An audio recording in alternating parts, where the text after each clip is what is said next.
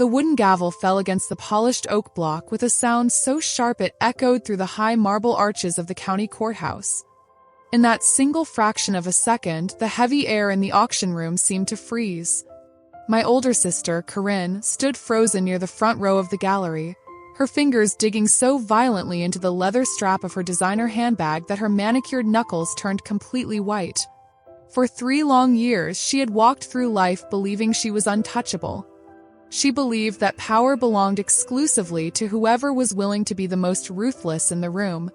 She had stolen our mother's life's work, cast our family aside like trash, leveraged our heritage to fund her shallow ambitions, and left a trail of financial wreckage in her wake. And now, standing there in her tailored camel hair coat, she thought she was about to pull off her final, clever masterpiece.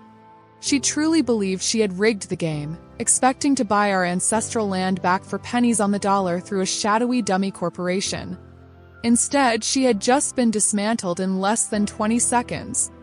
When the auctioneer called out the final sale to an anonymous trust, Corinne's face lost every single trace of its manufactured composure.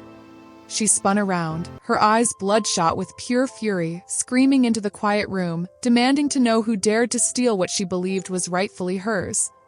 I did not scream. I did not rush. I simply stood up from the shadowed bench in the back row, straightened the lapels of my dark wool blazer, and walked slowly down the center aisle. When my boots clicked against the stone floor, her frantic eyes locked onto mine. The arrogant smirk that had lived on her face for 3 solid years melted into sheer, paralyzing horror. I looked directly into her eyes, kept my voice as calm as a winter morning, and said the words I had rehearsed in silence for over 1,000 nights. "Sign the handover papers, Corinne. You have until sundown to pack your office and get off my mother's land. If you have ever been underestimated, betrayed, or discarded by the very people who were supposed to protect you, you already know the quiet fire that builds behind your ribs. This is not just a story about money or real estate. This is about what happens when you mistake someone's patience for weakness and what happens when the person you pushed into the dirt decides to build an entire mountain instead. My name is Maya Holloway. To truly understand how we arrived at those courthouse steps, you have to understand my mother, Evelyn Holloway, and the sacred piece of earth she spent her entire life protecting. Our family owned 32 acres of pristine coastal acreage nestled along the rugged bluffs of the Pacific Northwest. It was known as the Holloway Heritage Apiary and Botanical Sanctuary. My mother was not a corporate executive, and she never cared for boardroom politics. She was a master botanist and an artisan beekeeper who possessed a rare, quiet brilliance. For nearly 40 years, she cultivated rare floral cultivars, bred cold-hardy honeybees, and produced medicinal-grade wildflower honey that supplied high-end apothecaries and culinary institutions across the country. The sanctuary was not merely a business, it was a living, breathing ecosystem. My mother had designed gravity-fed irrigation channels, handcrafted cedar hives, and built a state-of-the-art research laboratory where local universities sent graduate students to study sustainable pollination. Our father had passed away from sudden cardiac arrest when I was only 10 years old, leaving my mother to manage the entire estate on her own. She did it without ever complaining. She woke up at 4 in the morning to check the queen cells, spent afternoons balancing the ledger books, and spent her evenings reading academic journals by the stone fireplace in our family home. She had 2 daughters, Corinne, who was 5 years older than me, and myself. From the time we were children, Corinne and I could not have been more different if we had been born on opposite sides of the planet. Corinne was fascinated by the illusion of wealth. She was obsessed with luxury labels, status symbols, and the perception of influence. She viewed the family sanctuary not as a labor of love, but as a dirty, embarrassing agricultural chore that was beneath her. As soon as she turned 18, Corinne left for the city to study corporate finance.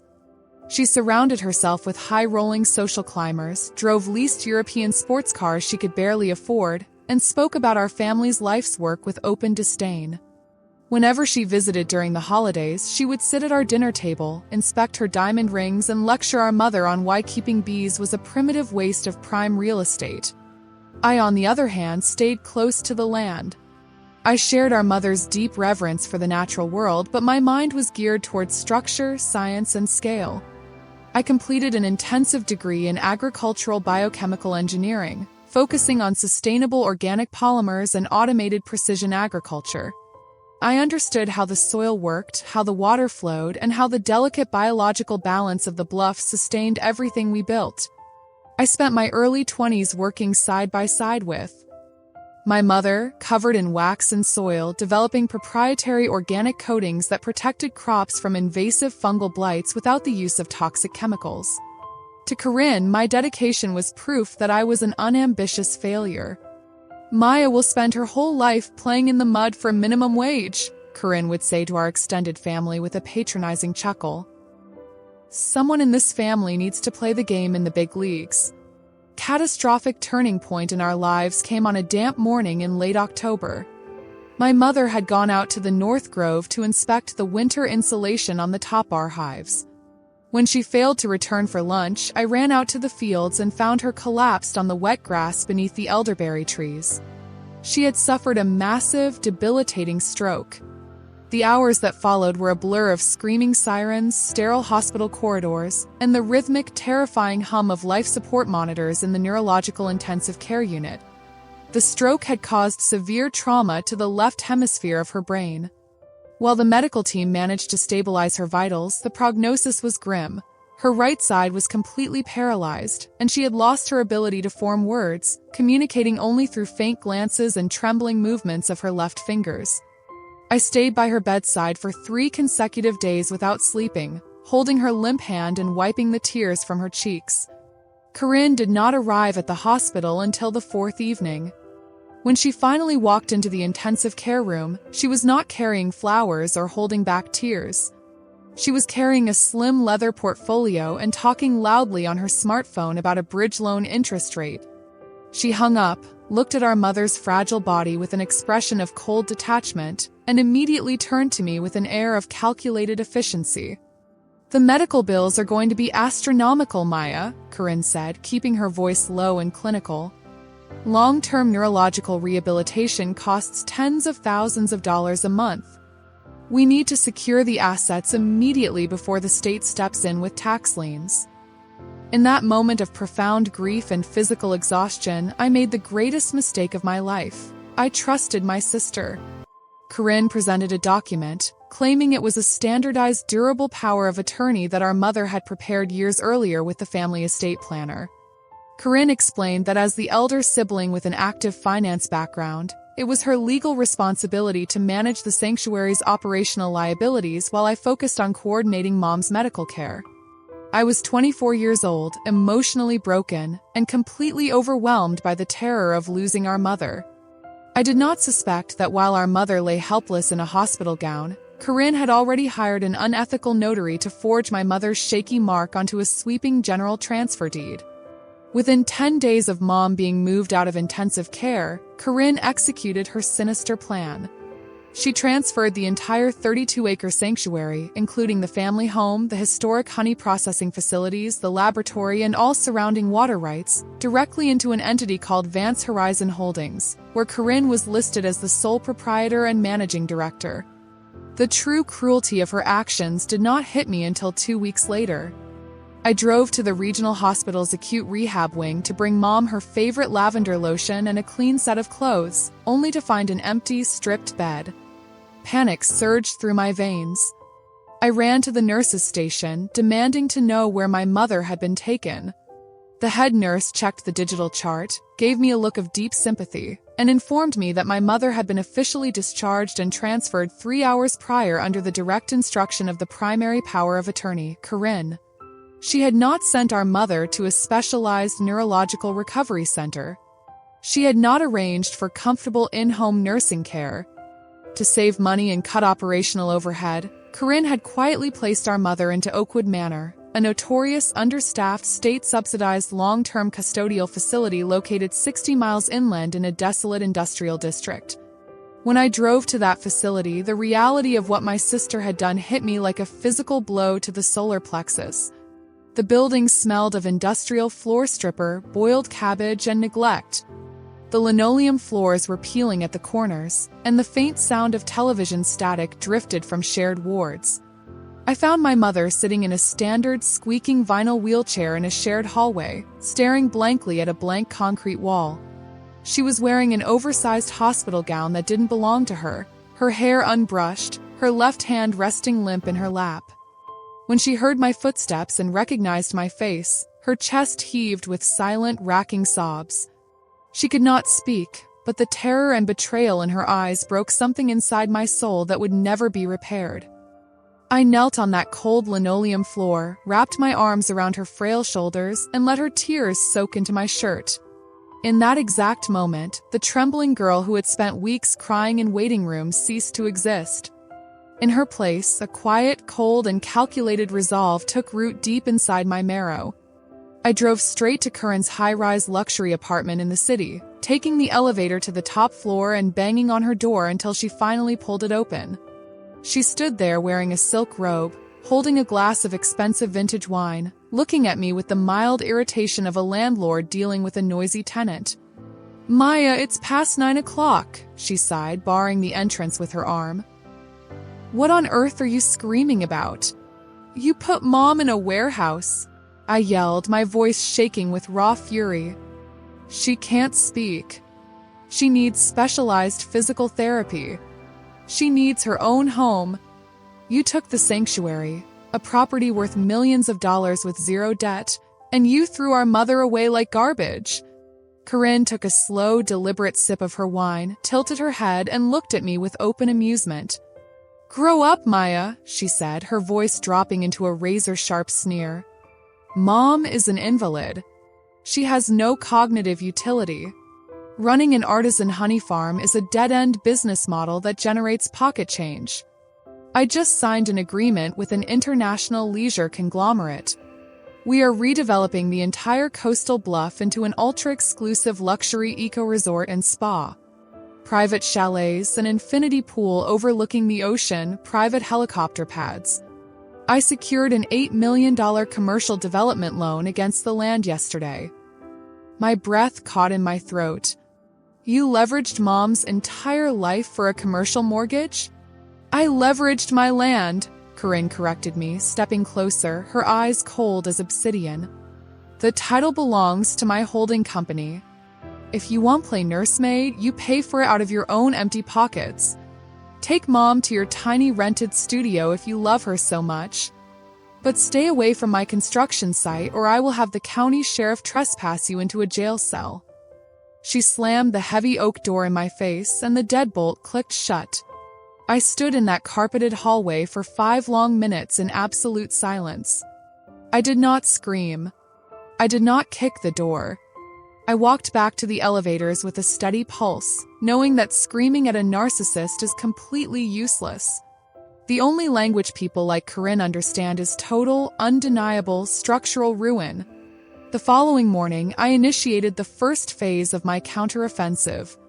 I signed personal liability guarantees, discharged my mother from that grim state facility, and moved her into a bright, accessible garden-level apartment right next to my workshop.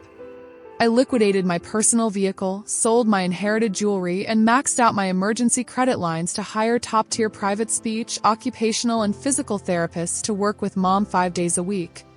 To fund this mountain of medical expenses, I did not sleep more than 4 hours a night.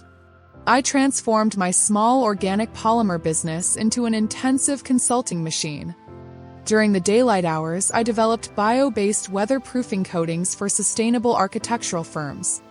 During the midnight hours, I worked on a revolutionary proprietary formulation, a non-toxic micro-encapsulated organic sealant that prevented salt spray corrosion on marine-grade solar installations. Within 14 months, the patent I had quietly filed was granted. A clean tech industrial manufacturing conglomerate headquartered in Zurich discovered my research. After 4 weeks of intense confidential negotiations, they acquired the licensing rights to my patent portfolio in a multi-million-dollar buyout deal that included substantial upfront cash, structural milestone royalties, and a retained equity partnership. Suddenly, I had access to serious, liquid institutional capital. Most people in my position would have immediately hired high-priced attorneys to sue Corinne for fraud. But I knew the legal reality of our state's probate and estate laws. A lawsuit challenging a power of attorney and deed transfer can drag through civil courts for 5 to 8 years.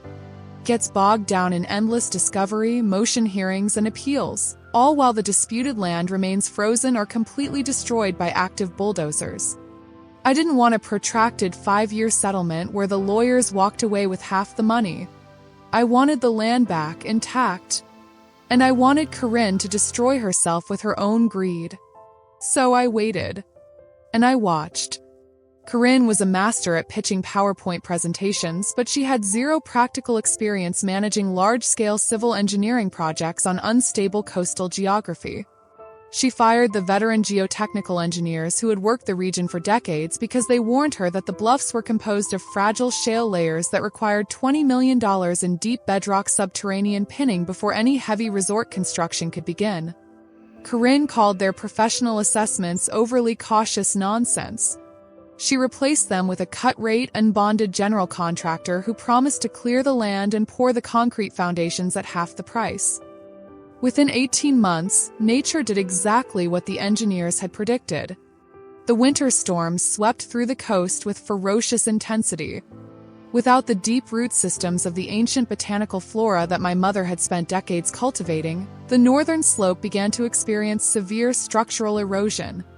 Thousands of tons of mud and shale slid down toward the shoreline, compromising the initial foundation footings of her resort. The Department of Environmental Protection and the Regional Coastal Commission immediately issued emergency stop work orders. Corinne was trapped. Her construction was completely frozen, the site was deemed an active hazard, and the interest clock on her $8 million commercial loan was ticking relentlessly every single month. To cover the mounting interest payments and keep the creditors at bay, Corinne burned through her personal savings, drained her investment portfolios, and took out predatory high-interest bridge loans from private secondary lenders. She became desperate, frantic, and reckless. Finally, the inevitable happened. The commercial lending syndicate declared the loan in technical default, called the full balance due within 30 days, and initiated absolute foreclosure proceedings. The bank scheduled a public, open-cry courthouse foreclosure auction on the steps of the district municipal building to liquidate the underlying real estate asset and clear all secondary title mechanics liens in a single legal stroke. Through contacts within the commercial title escrow circuit, I learned of Corinne's final, desperate gamble. She believed she had concocted a brilliant maneuver to cheat her creditors. She had established a blind, offshore limited liability company registered under the name Solaria Coastal Holdings. Her plan was to attend the foreclosure auction, allow the bank to extinguish the junior development liens, and use Solaria, funded by the absolute last dregs of her borrowed liquidity and a high-risk private lender, to place the winning bid for pennies on the dollar. She calculated that with the bad debt wiped clean by the foreclosure process, she could reclaim the clear title to the 32 acres and attempt to sell it to an overseas hotel buyer at a massive profit. She believed she was the smartest predator in the forest. She had no idea she was walking straight into a steel trap. 18 months prior, anticipating this exact mechanical sequence of corporate bankruptcy law, I had quietly established a private, blind institutional capital trust named the Evelyn Vance Sanctuary Trust, managed through one of the most prestigious fiduciary legal firms in the state capital. Every dollar from my patent acquisition, along with substantial pre-cleared credit facilities backed by my Swiss royalty shares, sat waiting in that trust's escrow accounts. The day of the auction arrived under a cold, overcast November sky. Concrete steps of the county municipal courthouse were damp from the morning fog. A modest crowd of roughly 30 people had gathered in the colonnade. Seasoned real estate investors, distressed asset liquidators, court clerks, and bank representatives holding black legal binders. Corinne arrived 20 minutes early. She wore an expensive designer coat, dark oversized sunglasses, and high leather boots that clicked sharply against the pavement. She stood right near the front velvet security rope beside her commercial attorney, sipping a takeaway cappuccino and surveying the small crowd with an air of absolute smug confidence. She genuinely believed that no legitimate investor would dare touch an ecologically sensitive, partially excavated coastal parcel with active zoning restrictions. She believed she had already won. I arrived quietly, wearing a simple dark coat over my tailored suit, and stood near the back of the gallery behind the 8th row of stone steps. Standing directly beside me was Harrison Vance Miller, a senior partner at our fiduciary firm, holding a certified pre-registered bitter paddle clearly marked with the registration number 74. Precisely 10 o'clock in the morning, the county bailiff cleared his throat, and the official court-appointed auctioneer stepped behind the wooden podium.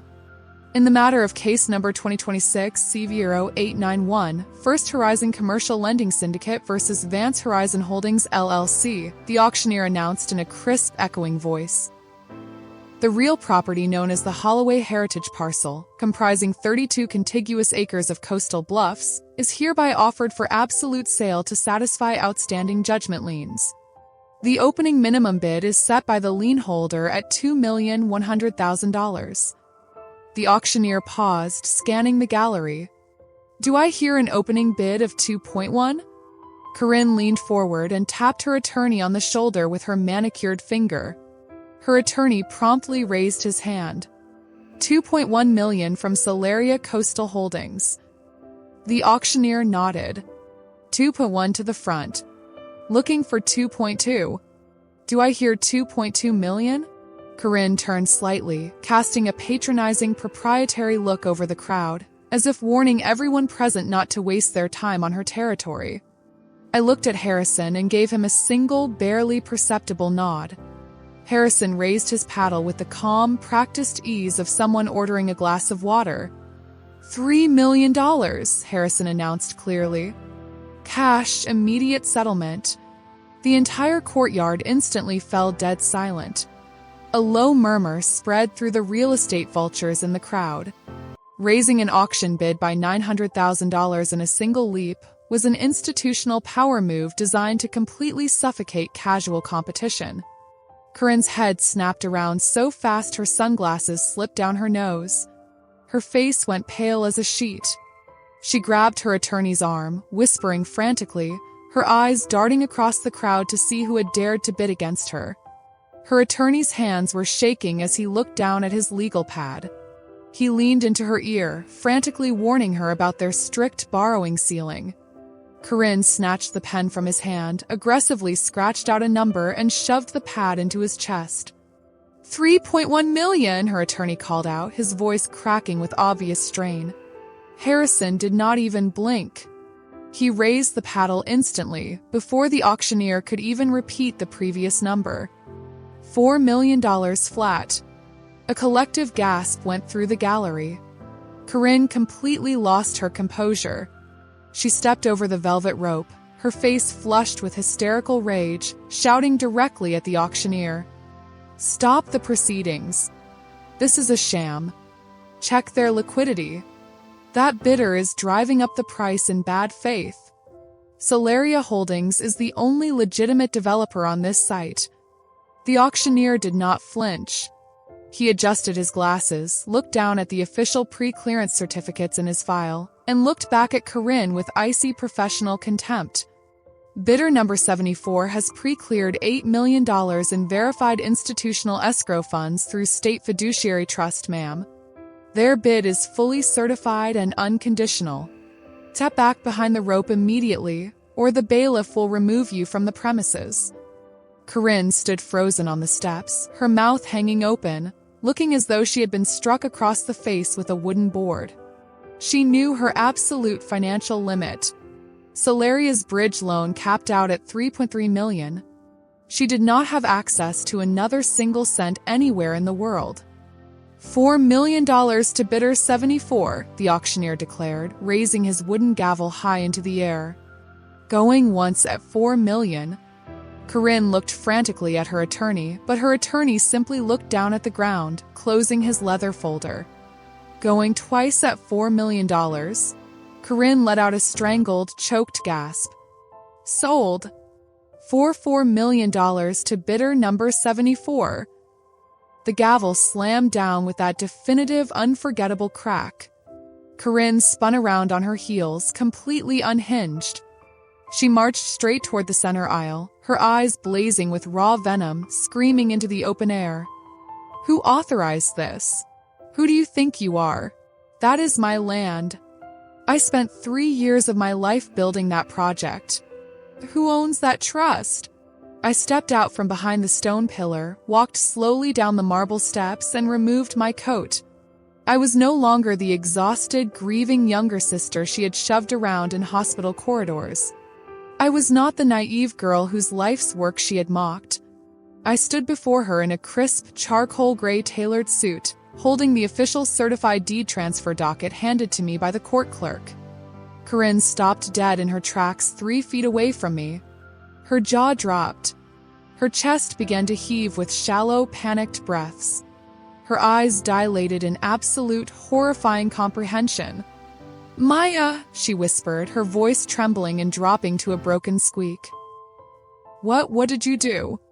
"I bought our mother's life back," I said, my voice steady, deep, and perfectly calm. "Every single grain of soil.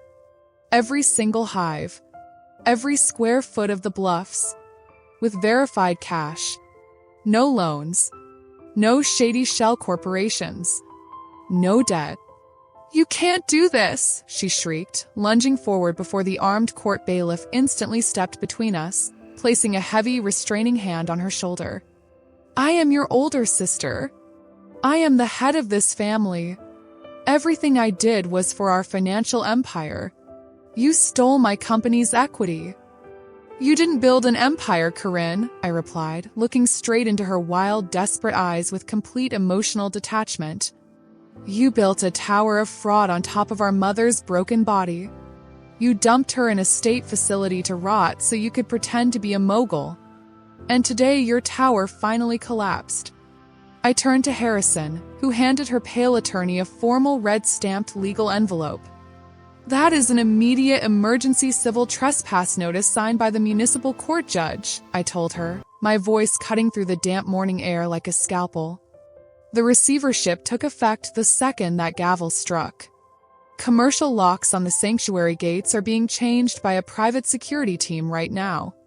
Every piece of your construction machinery, every desk in the temporary site office, and every single scrap of your personal belongings must be removed from my land by 5 o'clock this evening. Whatever is left on that property at 501 will be dismantled, crushed, and hauled to the county landfill. Corinne turned to her attorney, tears of pure humiliation streaming down her cheeks, begging him to find a loophole. Her attorney looked at the paperwork, sighed heavily, took off his reading glasses, and gently took Corinne by the elbow. "There are no loopholes, Corinne," he said quietly. "It's completely legal, it's fully executed, and it's over. We have to go." As Corinne walked down those courthouse steps, her expensive coat splattered with morning mist, her status destroyed, her credit ruined, and the bitter realization of total defeat sinking into her bones, she began to sob uncontrollably. It was not the weeping of someone who was sorry for the pain she had caused. It was the pathetic, bitter weeping of a bully who had finally run out of victims to step on. I did not watch her walk away. I turned around, signed the final escrow releases in the clerk's office, and drove away from the city. 2 hours later, I pulled into the gravel driveway of the bright, oceanfront cottage I had secured for my mother. The afternoon sun was breaking through the coastal clouds, casting a warm, golden glow over the garden. My mother was sitting on the wooden veranda in her favorite armchair, wrapped in a hand-knit wool blanket. Beside her was her physical therapist, who smiled and stepped back as I walked up the porch steps. Mom's recovery had been a long, painful road, but she had fought for every inch of her freedom. I knelt down beside her chair, took her right hand, the hand that had once built an entire world from nothing, and gently placed the heavy, original brass keys to the sanctuary into her palm. "We got it all back, Mom," I whispered, my voice finally softening as tears welled in my own eyes. "The bluffs are ours.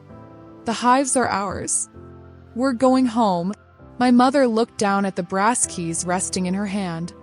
Her fingers, which had spent 3 years relearning how to hold the weight of the world, curled tightly around them.